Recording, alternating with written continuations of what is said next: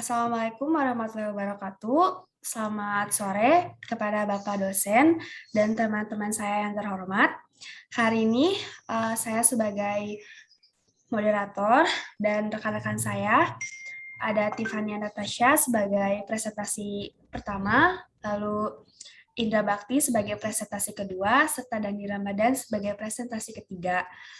Lalu kita akan membahas tentang chapter yang telah kita susun bersama-sama, yaitu video. Lalu saya lanjutkan kepada Tiffany untuk membacakan materi pertama.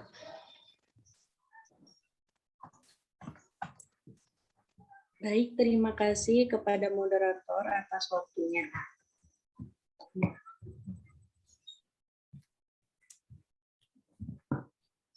Saya akan mempresentasikan tentang materi pertama, yaitu tentang video format.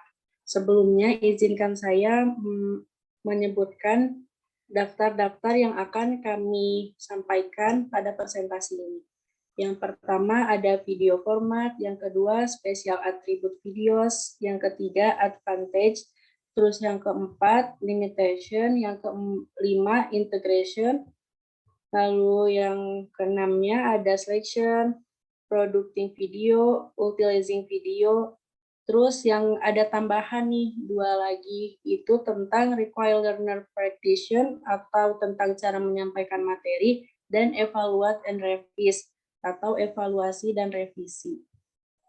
Baik, langsung saja nih kita perkenalan dulu tentang video. Jadi apa sih video itu? Video menurut bahasa Latin, arti katanya ialah aku melihat. Format video apapun yang menggunakan gambar bergerak untuk menyalin pesan dapat kita sebut sebagai video. Dengan demikian, kaset video, cakram video, DVD, video interaktif, video game, dan lain sebagainya termasuk dalam definisi video. Selanjutnya ada video format. Versi video dari gambar bergerak direkam pada pita atau disk. Masing-masing dikemas dalam bentuk yang bervariasi dalam ukuran, bentuk, kecepatan, metode perekaman, dan mekanisme pemutaran. Ada beberapa contoh penyimpanan dalam bentuk video. Yang pertama itu kaset video. Kaset video adalah media yang paling disukai untuk distribusi komersial gambar bergerak. Lalu ada DVD. DVD adalah media yang menawarkan penyimpanan digital dan pemutaran video full motion. Lalu yang ketiganya ada disk video. Disk video ini menawarkan gambar cakram laser yang lebih tajam daripada gambar kaset video. Langsung kemudian ada video entertainment. Video juga dapat disampaikan melalui internet, biasanya menggunakan video streaming. Lalu selanjutnya ada special attribute videos atau atribut khusus yang digunakan dalam video. Ada fitur-fitur yang bisa kita gunakan untuk mempercantik video. Karena kebanyakan dari kita cenderung menganggap video sebagai media yang dirancang untuk menghasilkan citra dunia di sekitar kita cenderung lupa bahwa atribut dasar video adalah kemampuannya untuk memanipulasi perspektif temporal dan spasial. Manipulasi waktu dan ruang tidak hanya memberikan hasil yang dramatis dan kreatif, itu juga memiliki implikasi penting untuk instruksi. Nah, dari spesial atribut videos ini, yang pertama ada manipulasi waktu, yaitu video memungkinkan kita untuk menambah atau mengurangi jumlah waktu yang dibutuhkan untuk mengamati suatu peristiwa. Yang kedua, ada manipulasi ruang, yaitu media gerak yang memungkinkan kita untuk melihat fenomena dalam mikrokosmos dan makrokosmos, yaitu pada jarak yang sangat dekat atau dari jarak yang sangat jauh. Kemudian ada animasi, yaitu waktu dan ruang juga dapat dimanipulasi oleh animasi. Teknik ini diproduksi untuk memanfaatkan kegigihan penglihatan untuk memberikan gerakan pada benda mati. Mungkin sekian yang bisa saya sampaikan, saya kembalikan kepada moderator. Terima kasih untuk Fani atas penyampaian materinya. Selanjutnya saya persilakan untuk Indra Bakti menyampaikan materi. Baik, terima kasih kepada moderator atas kesempatannya. Dalam kesempatan kali ini saya akan menjelaskan advantage, yaitu keuntungan dalam video. Gambar bergerak memiliki keunggulan yang lebih jelas dibandingkan dengan visual diam.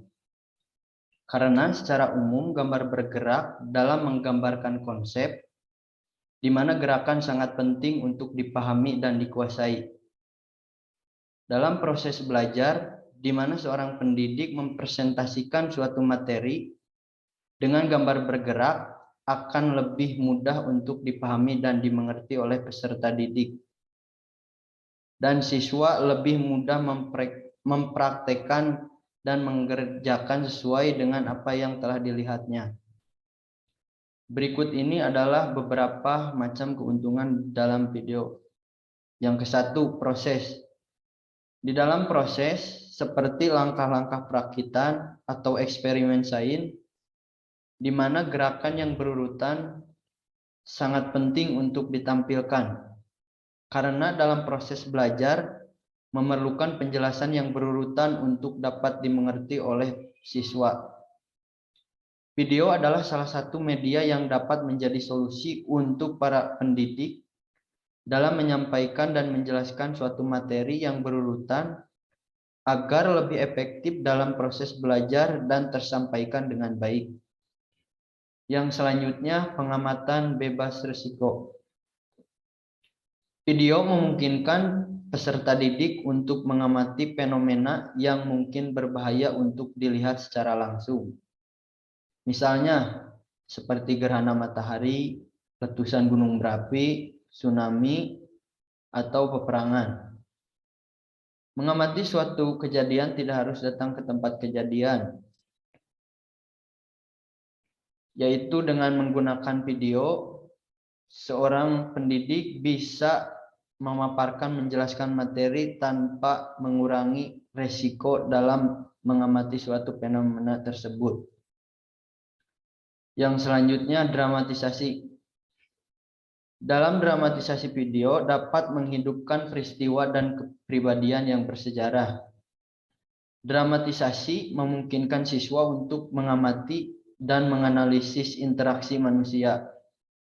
Video tidak hanya semata-mata menjadi tontonan saja, tetapi apa yang kita lihat, apa yang kita dengar, yang ada di dalam video tersebut, itu sedikitnya untuk para penonton dapat membayangkan, merasakan, juga berperan dalam video tersebut, dan seolah-olah terbawa oleh suasana.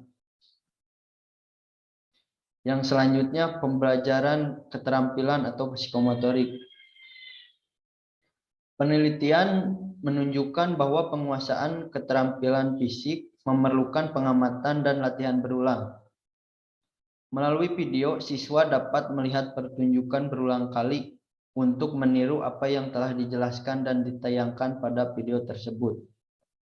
Mereka juga dapat mengamati video kinerja sendiri untuk umpan balik dan perbaikan.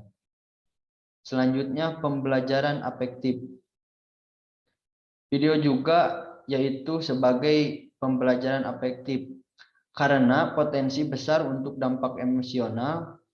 Video dapat berguna dalam membentuk sikap pribadi dan sosial. Video dan film dokumenter dan propaganda sering ditemukan memiliki dampak terukur pada sikap penonton. Tidak dipungkiri lagi, banyak anak-anak sekarang dari gaya bicaranya, sikapnya, sampai kebiasaan sehari-hari mereka dapat terpengaruhi dan merubah sikap seseorang karena dampak dari nonton film atau video yang mereka tonton, baik itu sikap positif atau negatif. Yang terakhir ada pemecahan masalah. Video dapat menjadi solusi untuk pemecahan masalah. Misalnya dramatisasi terbuka membentuk sikap pribadi untuk menjanjikan konfrontasi budaya yang belum terselesaikan. Contohnya, masyarakat yang tidak tertib terhadap peraturan lalu lintas seharusnya diberi penjelasan dari dampak melanggar lalu lintas tersebut, yaitu bisa dengan tayangan video dan lain-lain. Boleh next slide selanjutnya.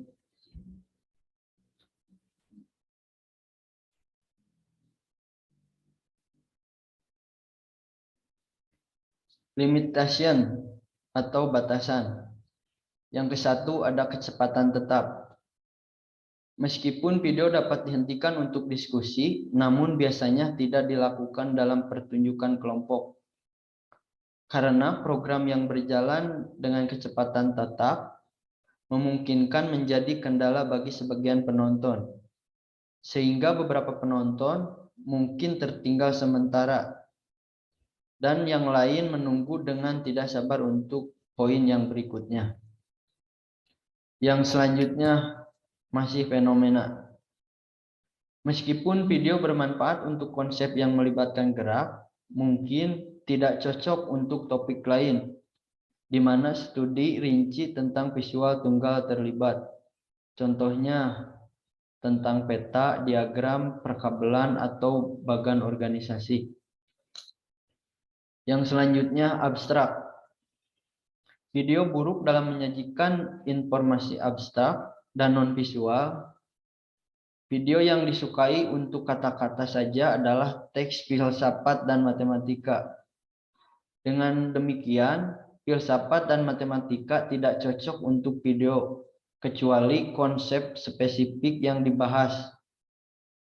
Menggunakan cuplikan sejarah, representasi grafis, dan citra berdaya. Yang selanjutnya logistik. Pada zaman dulu, video cenderung disimpan di media center daripada di kelas. Oleh karena itu, video dan peralatan yang sesuai harus dipesan terlebih dahulu. Program pelatihan biasanya menyewa video dan distributor atau dari kantor pusat perusahaan. Baik, itu yang bisa saya jelaskan dan saya paparkan. Untuk selanjutnya saya kembalikan kepada moderator. Terima kasih untuk Indra Bakti atas penyampaian materinya. Selanjutnya saya persilakan kepada Dani Ramadan untuk melanjutkan materi selanjutnya. Baik, terima kasih kepada moderator. Nah, dalam kesempatan ini saya akan menjelaskan sedikit tentang integrasi.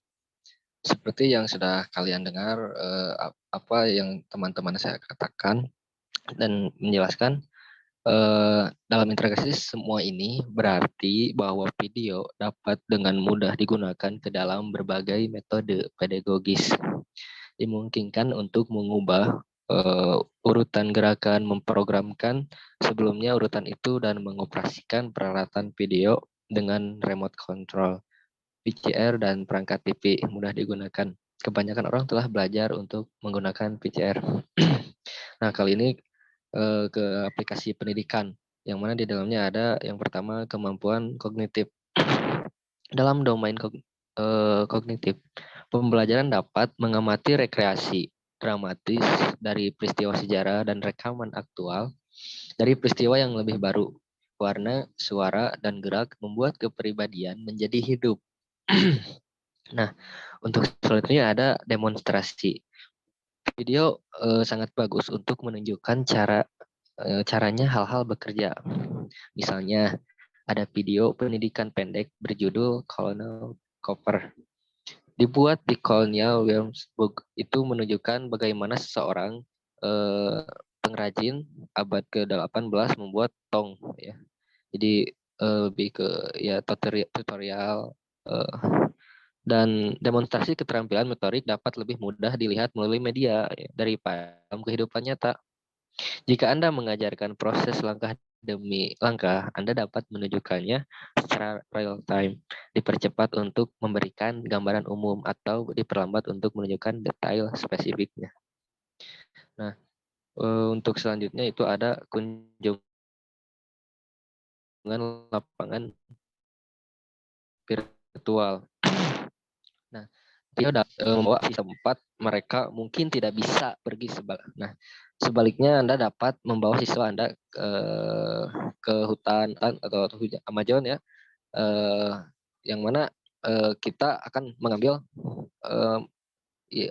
kita bisa pergi ke tempat-tempat ini dan banyak lainnya di video. Kita bisa dipermudah ya dalam di kelas dengan menampilkan video yang mana kita tidak bisa pergi ke sana. Nah, untuk selanjutnya ada dokumenter. Video adalah media utama untuk mendokumentasikan kejadian nyata dan membawanya ke dalam kelas ya. Lalu untuk selanjutnya ada dramasi. Video memiliki kekuatan untuk menahan siswa Anda terpesona saat drama manusia terbentang di depan mata mereka. Ya. Misalnya program televisi seperti ER dapat membawa mereka ke ruang gawat darurat untuk mengamati apa yang terjadi di sana. Pemanggilan kembali banyak peristiwa penting dalam sejarah tersedia di video. Lanjut ada dasar diskusi. Dengan melihat program video bersama-sama, mereka kelompok pelajar yang beragam dapat membangun basis pengalaman bersama sebagai katalis untuk diskusi. Nah, boleh dilanjut slide.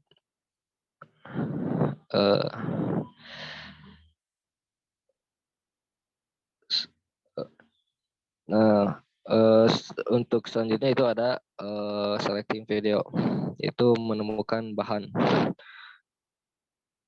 Nah, panduan dan direktori program dapat membantu Anda tetap mengikuti materi yang tersedia di bidang minat Anda dan membantu Anda menuju pemilihan materi yang paling sesuai dengan kebutuhan pelajaran khusus Anda. Nah, dalam ini ada nilai video. Setelah Anda menemukan beberapa video yang berpotensi berguna, Anda akan ingin melihat tertinjau dan menilainya. Beberapa sekolah dan organisasi memiliki formulir penilaian standar yang siap digunakan. Beberapa antaranya sangat rinci, mencakup setiap faktor yang mungkin lain jauh lebih asal-asalan. Formulir penilaian tidak baik akan cukup singkat untuk tidak mengintimidasi, tetapi cukup lengkap untuk membantu individu memilih bahan yang mungkin berguna untuk aplikasi saat ini dan masa depan. Nah, untuk selanjutnya ada video bersponsor. Perusahaan swasta asosiasi di lembaga pemerintah ya mensponsori video karena berbagai alasan ya. Perusahaan swasta dapat membuat mereka untuk mempromosikan produk mereka atau untuk meningkatkan citra publik mereka. Asosiasi dan lembaga pemerintah mensponsori video untuk mempromosikan tujuan seperti kebiasaan kesehatan yang lebih baik, konservasi sumber daya alam, dan penggunaan taman dan area rekreasi yang tepat. Nah, lalu ada menghasilkan video. Video in-house mengacu pada video yang diproduksi di dalam kelas atau perusahaan sendiri. Dengan produksi video in-house, siswa dan instruktur tidak terbatas pada materi yang berada di rak, tetapi dapat dengan mudah menyiapkan materi khusus. Nah, fitur ini membedakan video dari beberapa media lainnya. Video do it yourself telah menjadi hal biasa sejak mempopulerkan sistem perekaman video per tabel dan dioperasikan dengan baterai. Nah, mungkin hanya itu yang saya sampaikan. Saya kembalikan kepada moderator. Terima kasih kepada Dani Ramadan karena sudah menyampaikan materi. Selanjutnya disampaikan oleh saya sendiri. Untuk operator, dipersilakan untuk slide selanjutnya.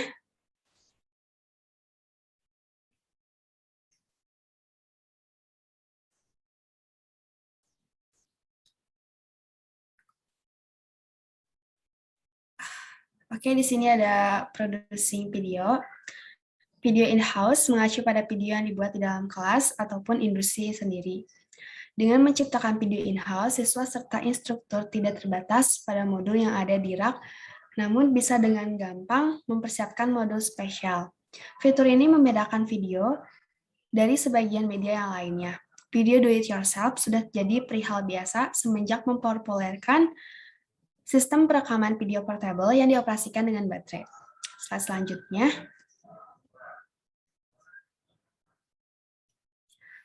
Ada aplikasi lain yang menekankan aspek lokal dari produksi video, yaitu ada dokumenter siswa, sekolah atau lingkungan, lalu ada pelestarian cerita rakyat lokal, demonstrasi eksperimen sains dan latihan keselamatan. Slide selanjutnya. pemutaran ulang kunjungan lapangan untuk tindak lanjut di kelas, serta informasi karir tentang bisnis lokal. Selanjutnya, storyboard sangat membantu ketika sekelompok siswa secara kolaboratif dalam merancang video. Nah, di sini juga pasti ada analog video produksi, yaitu adalah kamera genggam. Umumnya dilengkapi dengan mikrofon yang terpasang di bagian depan kamera. Mikrofon ini mempunyai kontrol tingkat otomatis, fitur yang secara otomatis yang merekam setiap perekaman video. Lalu ada digital video editing, yaitu suatu teknologi yang untuk pengeditan rekaman video serta apabila membuat dampak spesial cuma dengan memasang papan sirkuit spesial yang diucapkan kartu di PC individu. Slide selanjutnya yaitu ada utilizing video atau menggunakan video. Langkah berikutnya, setelah memiliki bahan, Anda adalah untuk menempatkan mereka ke dalam penggunaan yang sebenarnya di dalam kelas. Selanjutnya, yaitu di sini ada pratinjau materi. Anda harus selalu melihat pratinjau materi video untuk penilaian seleksi dan juga harus memeriksanya setelah tiba di kelas. Lalu siapkan bahan, Anda perlu menjadwalkan video dan peralatan pemutaran yang sesuai. Lalu ada siapkan lingkungan, sebelum siswa dapat belajar dari media presentasi apapun, mereka harus terlebih dulu dapat mendengar dan melihat secara nyaman, serta kontrol volume yang tepat. Lalu mempersiapkan presentasi, penilaian dalam psikologi pendidikan, serta pengalaman psikis dari ribuan guru di segala macam situasi memperlihatkan bahwa pembelajaran sangat ditingkatkan ketika peserta didik dipersiapkan untuk kegiatan yang akan datang. Lalu selanjutnya ada yang terakhir adalah memberikan pengalaman belajar, yaitu perekaman atau pemutar kaset video sama sekali tidak standar dalam berbagai mekanisme dan mode operasi. Slide selanjutnya. Ya, saya lanjutkan kepada Tiffany sebagai penutup materi. Baik, terima kasih. Akan saya lanjutkan materi terakhir ini sebagai tambahan, yaitu tentang bagaimana sih cara menyampaikan materi tentang video ini. Nah, ada beberapa teknik umum yang harus dilakukan guru dalam menyampaikan materi sebagai berikut. Yang pertama, diskusi. Yang kedua, dramatisasi. Dan yang ketiga, proyek atau dengan penugasan.